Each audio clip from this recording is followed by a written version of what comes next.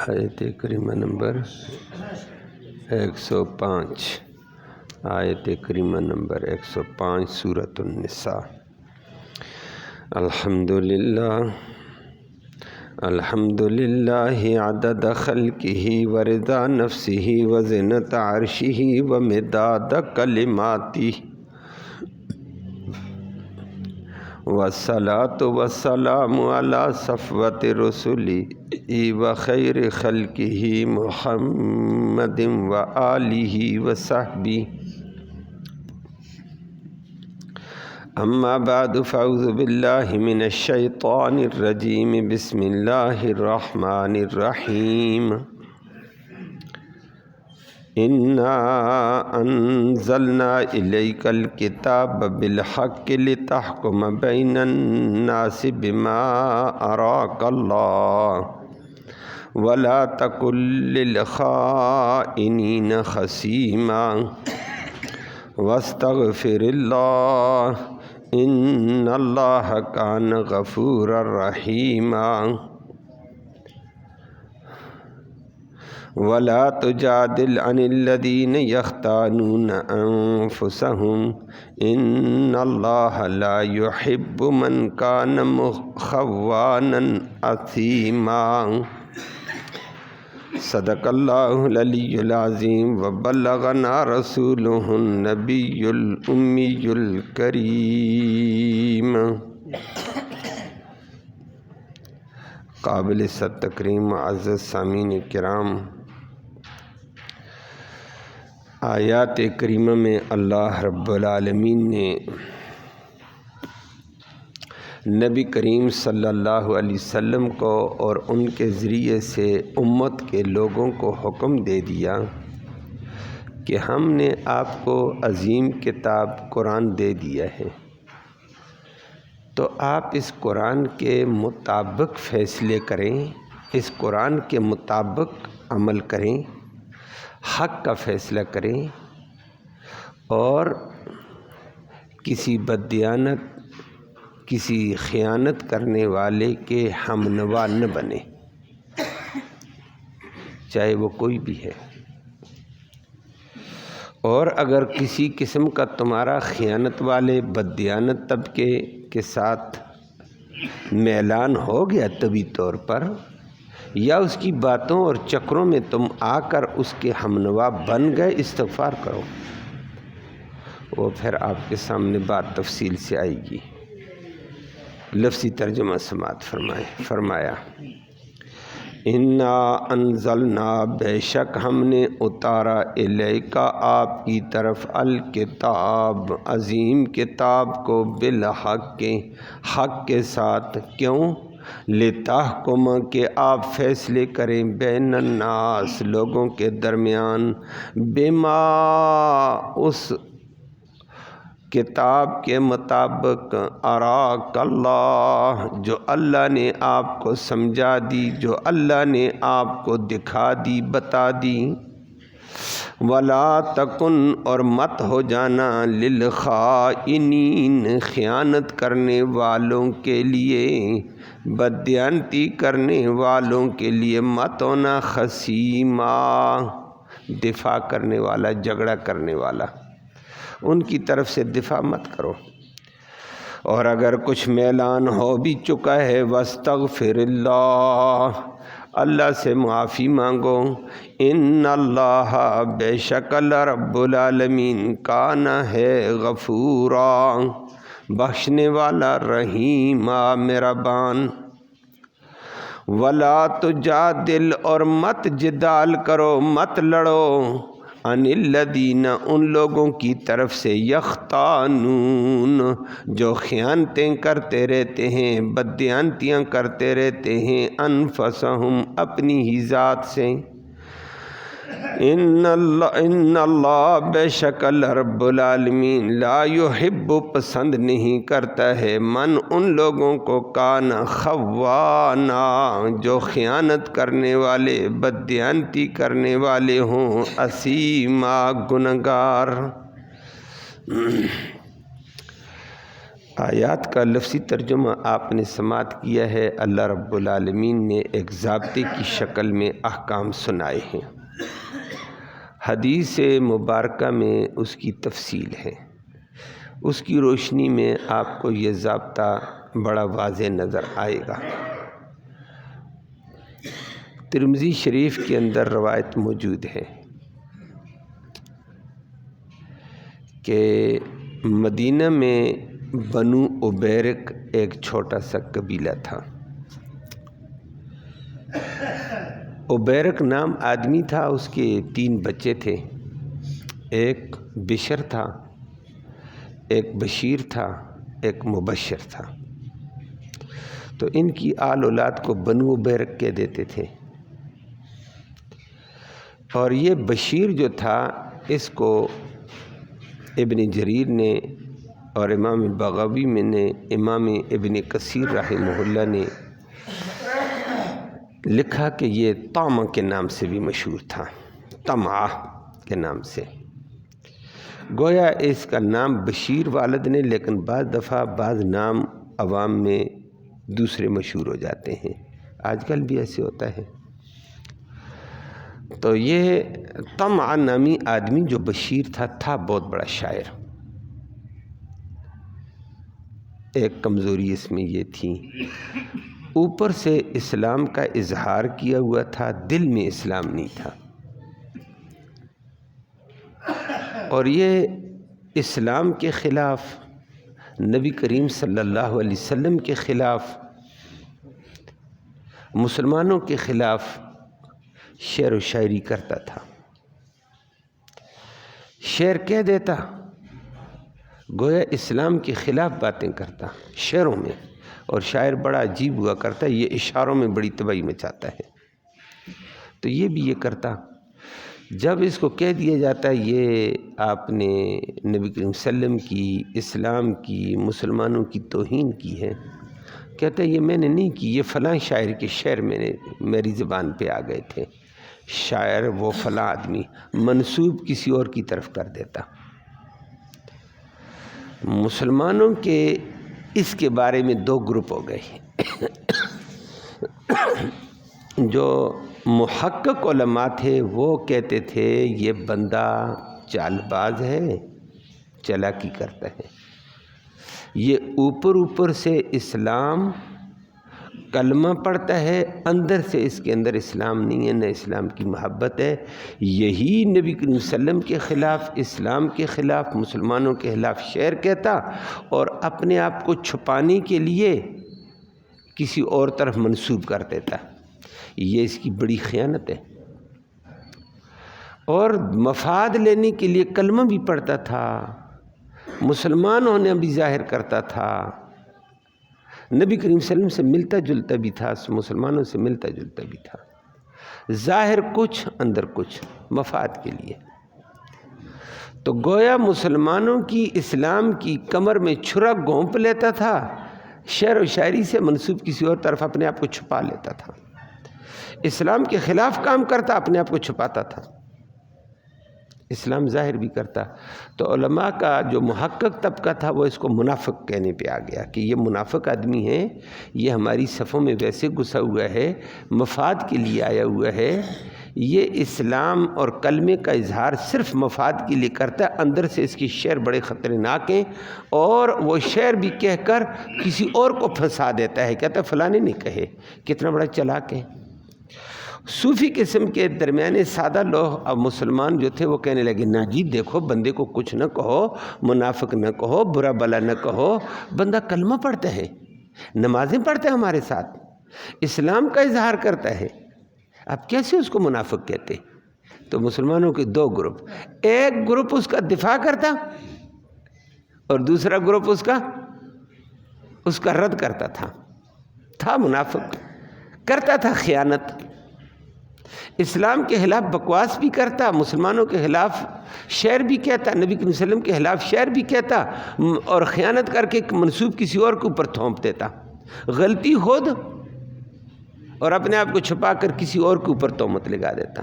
یہ بڑی خیانت تھی اس کی۔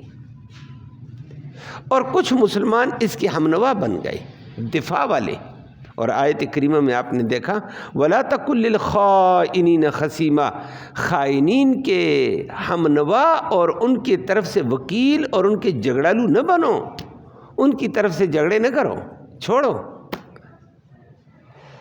تو لیکن بعض دفعہ انسان کو دھوکہ تو لگ جاتا ہے، تو اوپر سے اس کا یہ کام تھا۔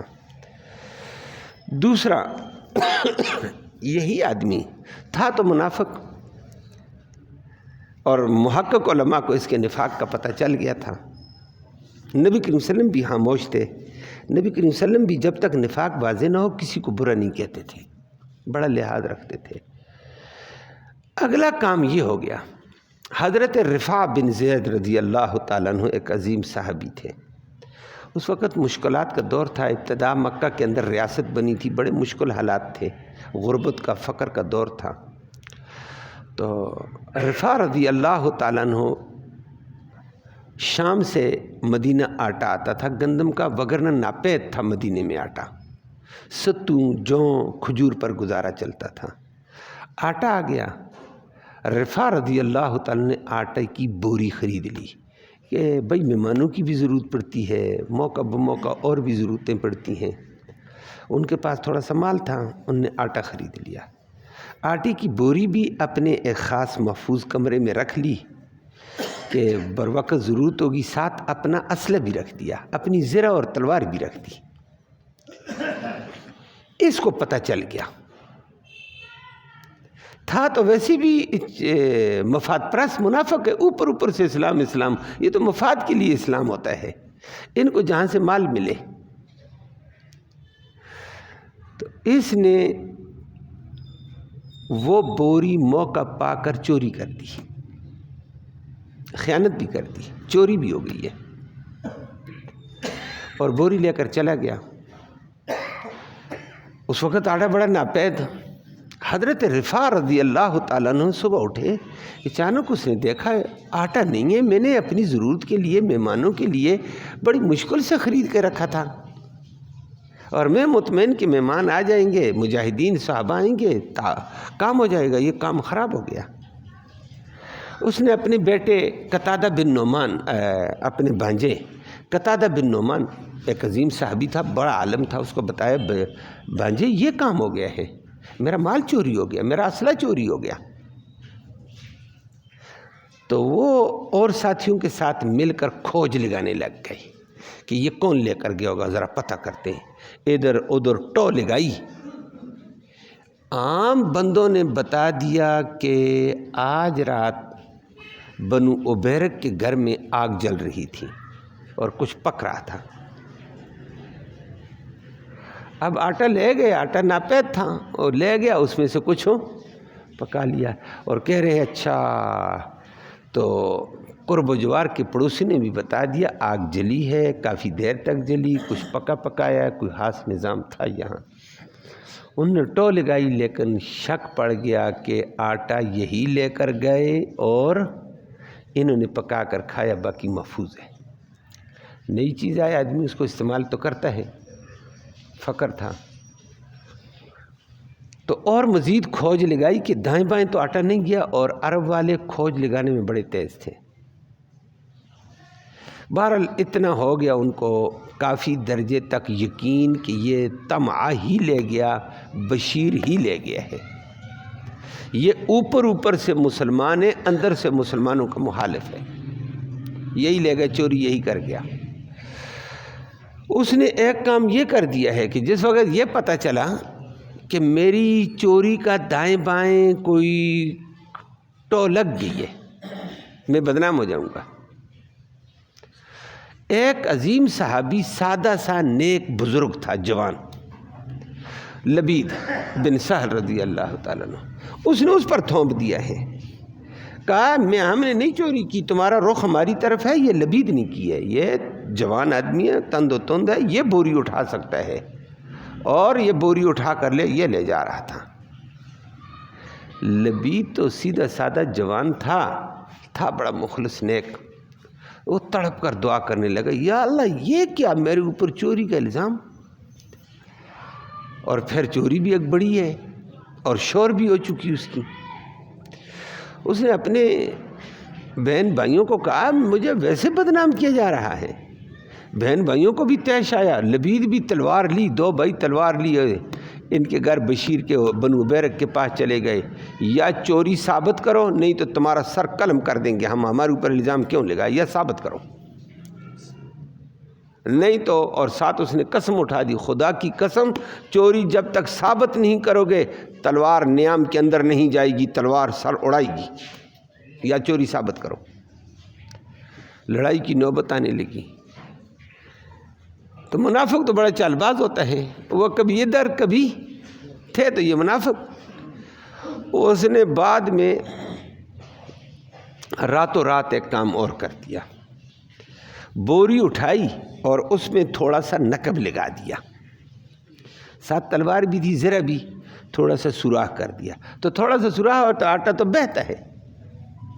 تو اسی صحابی کے گھر کے قریب جا کر تھوڑا سا فاصلے پر رات کو اندھیرے میں وہ نقب تھوڑی سی سوراخ کر کے چلا گیا. بوری اٹھا کر ایک یہودی تھا اس کے گھر میں جا کر رکھ دی. وہ زید تھا, اس کے گھر میں جا کر رکھ دی اور کہا دیکھا صبح شور ہوگی ہمیں کہیں گے کھوج لگاؤ. تو اب ادھر پہلے تھونپا, ادھر نہ کام چلا, یہودی پر تھونپ مارا کہ میں بچ جاؤں گا. کیس یہودی کے ساتھ ہوگا کہ یہودی بڑا بے ایمان ہے, یہ چوریاں کرتا ہے, بڑے آسانی سے اس کو رگڑا دے دیں گے. تو صبح اور قافلہ وفد کی شکل میں آ گیا لبید کے گھر میں, کہ خدا کا بندہ ہمیں معاف کرو, ہمارے منہ سے آپ کے بارے میں ویسے نکل گیا تھا, آپ چور نہیں, آپ نیک آدمی, بزرگ آدمی, فلاں ہیں فلاں ہیں فلاں ہیں, ہمیں معاف کر دو, بس ہم سے غلطی ہو گئی ہے, ہمارے بندے سے غلطی ہو گئی ہے. اپنا قبیلہ لے کر معافی مانگ لی, ادھر سے نظام ختم. لیکن بوری کا تو چرچا ہے کہ چوری ہوئی تو کہاں ہوئی, اسلامی حکومت ہے مدینہ کی, نئی اسلامی حکومت قائم ہوئی ہے, پتہ کرو. اب یہودی کے گھر میں لے گیا, کہنے لگے او فلاں جگہ سے آٹا گرتا ہوا دیکھا ہے. تو بندے لے کر اپنے ساتھ ملائے, مسلمان لبید کو کہا تم بھی آ جاؤ, اوئے رفا تم بھی اپنے رشتہ دار بھیجو. ادھر ایک جگہ آٹا گرتا ہوا جا رہا تھا, اسی آٹے پر چلتے چلتے یہودی کے گھر پہنچ گئے. یہودی کے بھی اس کمرے میں رکھا جس میں ویران سا کمرہ تھا, جس میں یہودی کبھی آتا تھا کبھی آتا ہی نہیں تھا. مہینہ ویران کمرے میں کوئی نہیں آتا ہے. اس کو بتایا یہ کمرہ تو تیرا ہے گھر, اور اس کے اندر یہ دیکھو آٹا آ گیا. یہودی نے کان پکڑے, اس نے کہا خدا کے بندو میں ادھر آتا ہی نہیں ہوں, مجھے کیا پتہ ہے. گویا کہ چالاکیوں کے اوپر چالاکی, اپنے جرم کو چھپاتی ہوئی کبھی ایک پر تھونپا کبھی دوسرے پر تھونپا. اور یہودی کے اوپر تھونپنے کے بعد اس نے اگلا کام کر دیا ہے. اپنے قبیلے کے شریف لوگ لیے, ان میں کوئی بزرگ لوگ بھی تھے جو سچے مسلمان تھے, منافق نہیں تھے, ان کو بھی لیا. نبی کریم صلی اللہ علیہ وسلم ان کو جانتے تھے کہ اچھے لوگ ہیں, ان کو بھی لیا. آؤ جی میرا دفاع کرو, نبی کریم صلی اللہ علیہ وسلم کو بتاتے ہیں ہمیں ویسے بدنام کیا جا رہا ہے, ہمیں ویسے برا بھلا کہا جا رہا ہے, ہم چور نہیں ہیں. تو دیکھو چوری یہودیوں نے کی اور ہمیں بدنام کر دیا گیا, ہمیں یہ کر دیا. رفا بھی ہمارے اوپر اشکال کرتا ہے اور قتادہ بن نعمان بھی ہمارے اوپر اشکال لگائے ہوئے ہیں. اب وہ لوگ آئے, نبی کریم صلی اللہ علیہ وسلم کو بڑے زبردست طریقے سے اعتماد دیا. ان میں بزرگ صحابہ جو تھے, سچے صحابہ جو ان کے خاندان کے تھے, انہوں نے بھی کہا جی ہمارے خاندان ہے, ہمارے خاندان کو بدنام کیا جا رہا ہے, ہم سیدھے سے مسلمان ہیں, یہ میرے بھائی ہیں, ان کو ویسے بدنام کیا جا رہا ہے. اس صحابی نے بھی کیا, نبی نے اس کی بات مان کر تھوڑا سا ان کی طرف مائل ہو گئے کہ واقعتاً یہ لوگ ٹھیک, دیکھو صفائی کے لیے میرے پاس آئے, رو رہے ہیں, فریاد کر رہے ہیں, اپنی صفائیاں پیش کر رہے ہیں. بعد میں رفا تو اپنے کام میں لگا ہوا تھا, وہ بندے لے کر یہودی کے پاس پہنچ گیا, بھائی یہ کھوج تیرے گھر میں آٹی کی آئی ہے.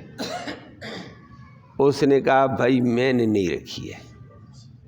اب بات کھل گئی, میرے اوپر چوری آتی, حقیقت بتاؤں, یہ بندے نے میرے پاس رات کو لا کر مجھے جگایا اور مجھے کہا میری امانت ہے, میرے گھر میں جگہ نہیں, میں نے خصوصی آٹا شام سے منگایا, یہ میرے آٹے کی بوری میرا اسلحہ امانت کے طور پر اپنے پاس رکھ. اس نے مجھے امانت کا کہا ہے. مجھے کیا پتہ پیچھے سے چوری کا مال آیا ہوا ہے، میں نے تو اس کی امانت رکھی ہے۔ کہا کس کی؟ کہا یہ بشیر کی، بنو عبیرک کے بیٹے بشیر کے، میں نے مال کو امانت کے طور پر رکھا۔ اب بات کھل گئی کہ چوری اس نے کی، کبھی ادھر گھر، ادھر سے چھپایا ادھر، ادھر سے ادھر۔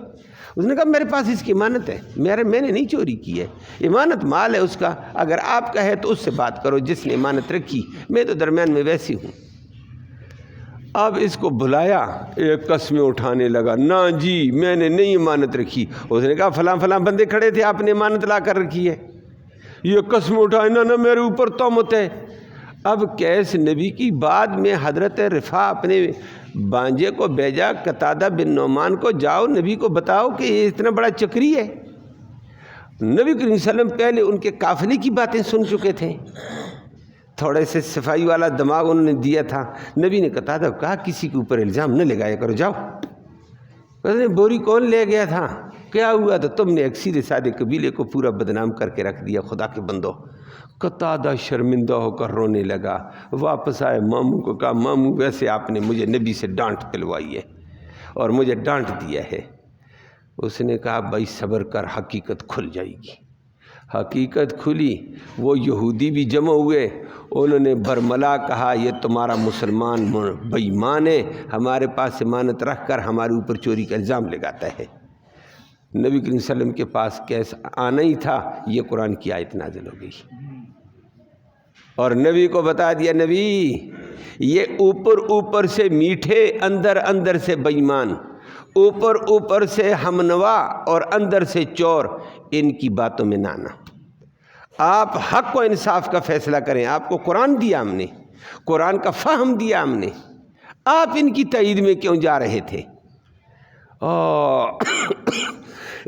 یہ 8-10 آیتیں نازل ہوئی، موقع بموقع اللہ نے ضابطے بنا کر پیش کر دیے ہیں کہ اور مسلمانوں کو بڑی سخت تنبیہ کی ہے۔ نبی کریم صلی اللہ علیہ وسلم کو فرمایا انا انزلنا الیک الکتاب، نبی ہم نے آپ کی طرف عظیم کتاب اتاری، بالحق، حق کے ساتھ، لتحکم بین الناس، کہ آپ لوگوں کے درمیان میں فیصلے کرو، بما، اس فہم کے ساتھ، اراک اللہ، جو اللہ نے آپ کو سمجھ دی، جو اللہ نے آپ کو دکھایا، جو اللہ نے قرآن میں آپ کو سمجھایا۔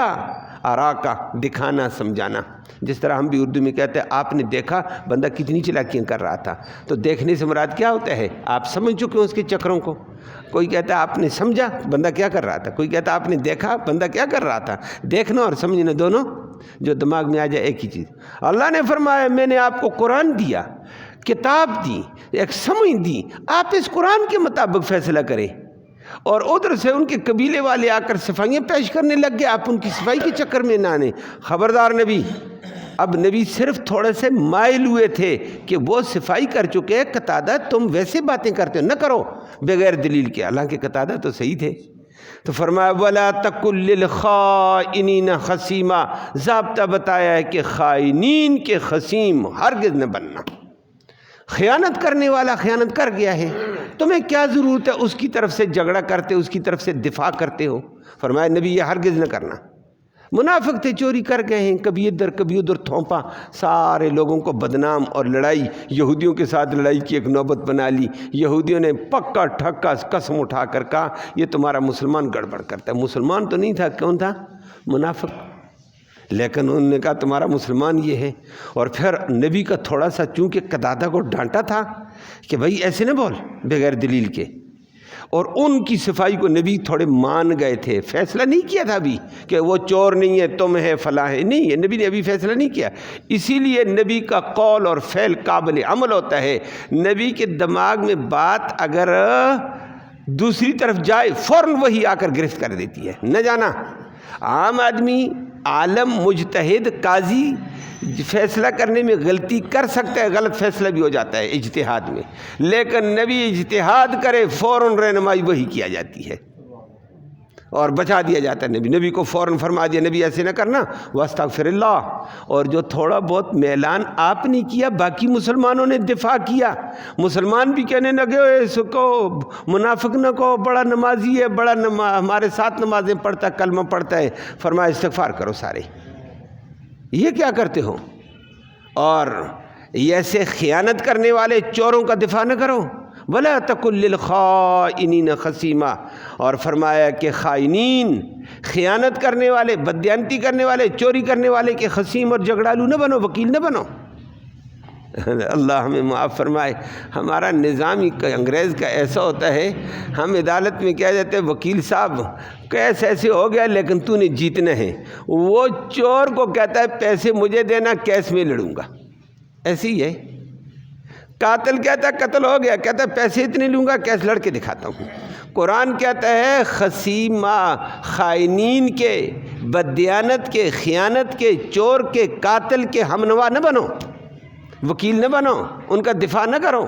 ہمارے قانون میں چلتا، ہماری پالٹی بازی میں بھی چلتا ہے کہ میری پارٹی والے نے گڑبڑ کی، میں اس کا دفاع شروع کر دوں، دوسری پارٹی والے نے گڑبڑ کی، اس کا دفاع۔ او خدا کے بندو دفاع کرو، فضول موضوع کیوں بناتے ہو؟ جو ہے اللہ کے حوالے کرو۔ بھائی ہمیں نہیں پتہ، ہمیں تحقیق نہیں، تحقیق ہوتی تو بات کرتے۔ بغیر تحقیق کے دفاع جائز نہیں ہے، الزام بھی جائز نہیں ہے، دفاع بھی جائز نہیں ہے۔ ہمیں کیا پتہ ہم کیسے دفاع کریں، حقیقت کا پتہ ہی نہیں ہمیں۔ تو فرمایا نبی تو آپ بھی صحابہ آپ بھی ایسے نہ کرنا، واستغفر اللہ، اللہ سے معافی مانگو کہ تم نے اس معاملے میں ایک دفاعی پوزیشن صحابہ تم نے کیوں کی تھی، نبی آپ ان کی صفائی کو مان کیوں گئے تھے، استغفار کر، ان اللہ کان غفور الرحیم۔ اور ساتھ اگلی بات کہہ دی ولا تجادل، آئندہ کے لیے ضابطہ سنو، مت دفاع کرو، مت لڑو، مت وکالت کرو، عن الذین، ان لوگوں کی جانب سے، یختانون انفسہم، جو اپنے آپ کے ساتھ خیانت کر گئے۔ جو آج چوری کرے گا تو وبال خود بھگتے گا، آج دنیا میں بھگتے یا کل قیامت کو بھگتے گا۔ تو خیانت کس کے ساتھ ہوئی ہے؟ اپنی ذات کے ساتھ ہوئی ہے۔ گناہ جو بھی بندہ کرتا ہے اپنے ساتھ زیادتی کرتا ہے۔ اللہ نے اس کو فرمایا یہ اپنی جان کے ساتھ خیانت کرتے ہیں، دوسروں کا مال تو تباہ کرتے ہیں، اپنی آخرت تباہ کی ہوئی ہے، ان لوگوں کا دفاع کیوں کرتے ہو؟ ان اللہ لا یحب من کان خوانا اثیما، اللہ خیانت کرنے والے گنہگاروں کو پسند نہیں کرتا ہے۔ تم ان کے ہمنوا، ان کے وکیل بھی مت بنو۔ اور اللہ نے ضابطوں کے طور پر لیکن عام ضابطے بتا دیے ہیں، چاہے وہ کوئی بھی ہو، بنو عبیرہ کو ہو یا کوئی بھی ہو۔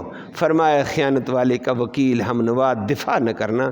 اگر تمہیں کسی قسم کا میلان ہوا تو فوراً استغفار کرو اور حق کا فیصلے کی طرف دھیان دیا کرو، سمجھ نہ آ جائے چپ ہو جاؤ، لیکن فضول دفاع کی پوزیشن میں مت آؤ۔ اللہ ہم سب کو حقیقت سمجھنے کی توفیق نصیب فرمائے۔ آگے اسی واقعہ کے اوپر پھر مزید بات آ رہی ہے اور مزید ضابطے اللہ نے ذکر فرمائے ہیں۔